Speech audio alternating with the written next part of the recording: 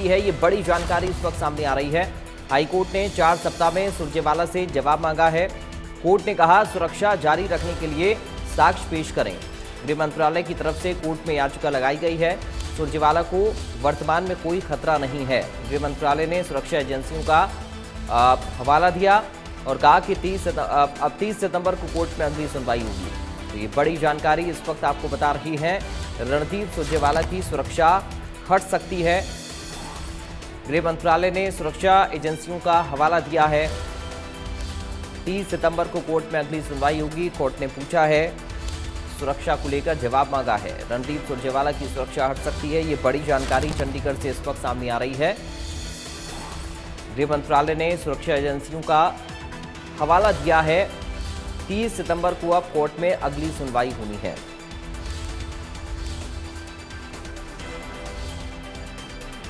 बड़ी जानकारी इस वक्त चंडीगढ़ से सामने आ रही है। बड़ी खबर चंडीगढ़ से आपको बता रही हैं। तो जेड सिक्योरिटी के बाद वाई प्लस सिक्योरिटी आती है। वाई प्लस सिक्योरिटी सुरजेवाला को मिली हुई है। इसके सुरक्षा घेरे में 11 सिक्योरिटी ऑफिसर शामिल होते हैं। इसमें 1 या 2 कमांडो और 2 पीएसओ शामिल होते हैं। ये वाई प्लस सिक्योरिटी जो सुरजेवाला को मिली हुई है, इस जत्थे में ट्रेन पुलिसकर्मी भी रहते हैं। तो 11 लोगों की पूरी टीम वाई प्लस सिक्योरिटी में रहती है, जो कि सुरजेवाला को मिली हुई है।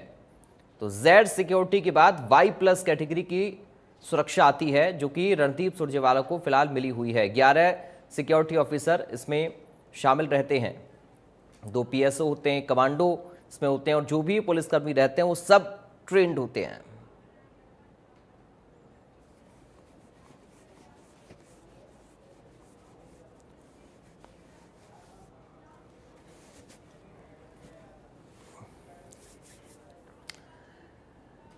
तो 30 सितंबर को अब इस पूरे मामले की अगली सुनवाई होनी है कोर्ट में।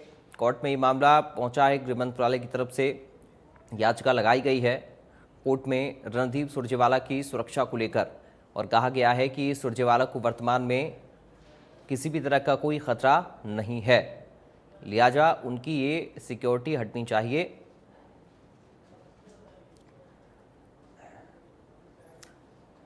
चंडीगढ़ से साक्षी शर्मा हमारी संवाददाता लाइव जुड़ गए हैं इस खबर पर।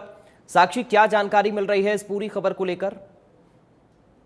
जी बिल्कुल, देखिए केंद्रीय गृह मंत्रालय ने केंद्रीय सुरक्षा एजेंसी द्वारा नई जो सिक्योरिटी रिव्यू की है, उसके बाद कांग्रेस के राज्यसभा सांसद जो है रणदीप सुरजेवाला, उन्हें जो सिक्योरिटी दी गई है, वाई प्लस कैटेगरी की सिक्योरिटी उनके पास है, उसे वापस लेने का प्रस्ताव जो है वो केंद्रीय गृह मंत्रालय की ओर से किया गया है। और केंद्र ने एक याचिका जो है पंजाब एंड हरियाणा हाईकोर्ट में भी अनुमति के लिए लगाई है, और इस याचिका पर सुनवाई भी हुई है। और याचिका पर विचार करते हुए पंजाब एंड हरियाणा हाईकोर्ट के जस्टिस कुलदीप तिवारी ने सुरजेवाला को अपना पक्ष रखने के लिए अथॉरिटी के समक्ष उपस्थित होने की जो अनुमति है वो दे दी है। और पीठ ने ये भी निर्देश दिए हैं कि याचिकाकर्ता को अपने ऊपर जो लगातार उन्होंने जो हवाला दिया था कि उन पर खतरा बना हुआ है, थ्रेट कॉल्स जो है उन्हें आ रहे हैं, और इस थ्रेट की वजह से उन्हें वाई प्लस सिक्योरिटी की श्रेणी में रखा गया था, इस कैटेगरी की सिक्योरिटी में।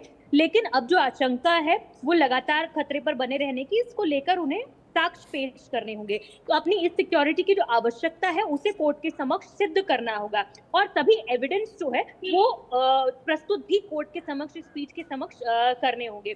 और इसको लेकर उन्हें 4 सप्ताह का समय जो है वो कोर्ट की तरफ से दिया हुआ है। अगर सिलसिलेवार तरीके से समझे तो जेड सिक्योरिटी के बाद जो है वो वाई प्लस सिक्योरिटी आती है। इसके सुरक्षा घेरे में 11 सिक्योरिटी ऑफिसर्स शामिल होते हैं, और इसमें 1 या 2 कमांडो और 2 पीएसओ भी शामिल होते हैं, और इस जत्थे में ट्रेन पुलिसकर्मी जो होते हैं वो शामिल होते हैं। और सुरजेवाला ने सीआईएसएफ की जो सिक्योरिटी है वो मांगी थी। खतरों के चलते central industrial security force CISF security की मांग करते हुए उन्होंने 2016 में एक जो रिट याचिका है वो दायर की थी, लेकिन केंद्र द्वारा पूरे भारत में वाई प्लस जो सिक्योरिटी कैटेगरी है कवर देने का फैसला करने के बाद 2017 में हाई कोर्ट की एक कोऑर्डिनेशन पीठ ने इस मामले का निपटारा किया, उन्हें वाई प्लस सिक्योरिटी मिली हुई थी।